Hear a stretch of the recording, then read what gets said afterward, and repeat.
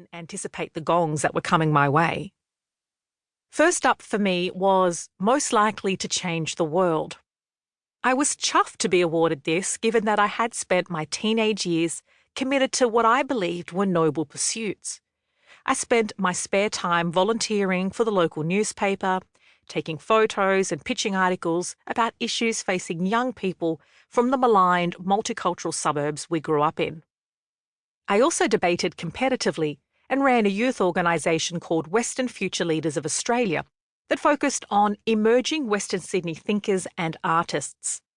This was an attempt to give a platform and path to young people who hailed from culturally diverse and lower socioeconomic backgrounds.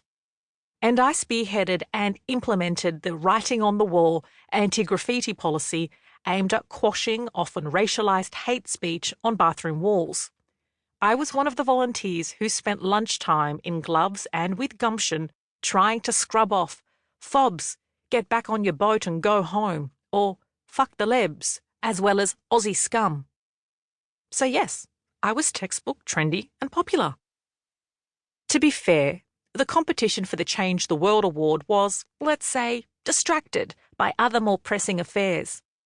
By my Year 10 formal, I had already attended 2 baby showers for classmates and lost a handful of my male peers to the juvenile justice system.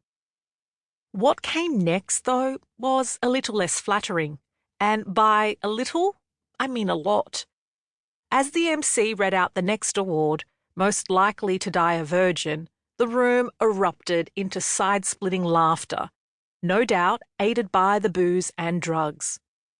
I don't remember if I said anything to my peers seated at my table before I walked up onto the stage to receive this put-down dressed up as an award. I wondered if I had brought it on myself for attempting to provoke the school equilibrium by challenging entrenched racial divisions. At least I was wearing flat shoes, so the chance of tripping over and adding to my indignity was lessened. I pasted on a smile, hoping to convince my fellow students, as I had with the sari, that being an outlier was comfortable and natural. But I felt humiliated. In the cheaply decorated function room, hilarity ensued. I don't know how long it took for the laughter to subside, but I do know that I didn't attend the after party. At the time, I accepted that my humiliation was, at best, a joke that went wrong, and at worst, the latest iteration of ritualised teenage bullying that was the reality of high school in the late 1990s.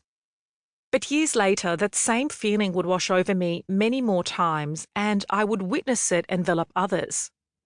More than a harsh joke, this was a form of punishment for daring to challenge the natural order.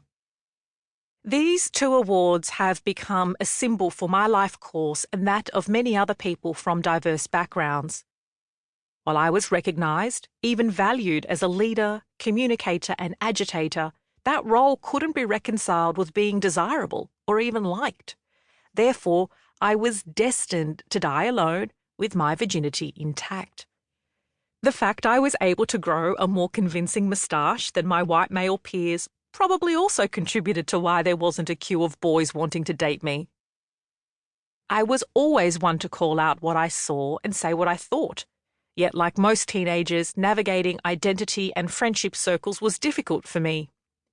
In addition to grappling with raging hormones, braces, glasses, and a face full of acne, I was torn between the clear racial divides within the school. Back then, they were referred to as the WOGs, Middle Easterners, the FOBs, Pacific Islanders, and the SCIPs, Anglo-Australians. I lost friends for not being WOG enough. I lost friends among the FOBs due to snitching on their leaders for being the repeat graffiti culprits. In hindsight, the graffiti was often both insulting and beautifully executed, showing real artistic promise.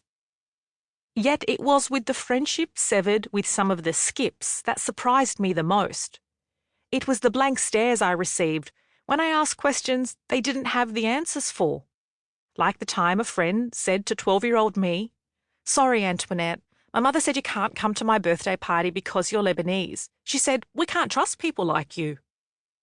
Not one to back down, I responded, "That's okay. That must make you feel pretty bad. Do you want to talk about what it's like to live with a racist?"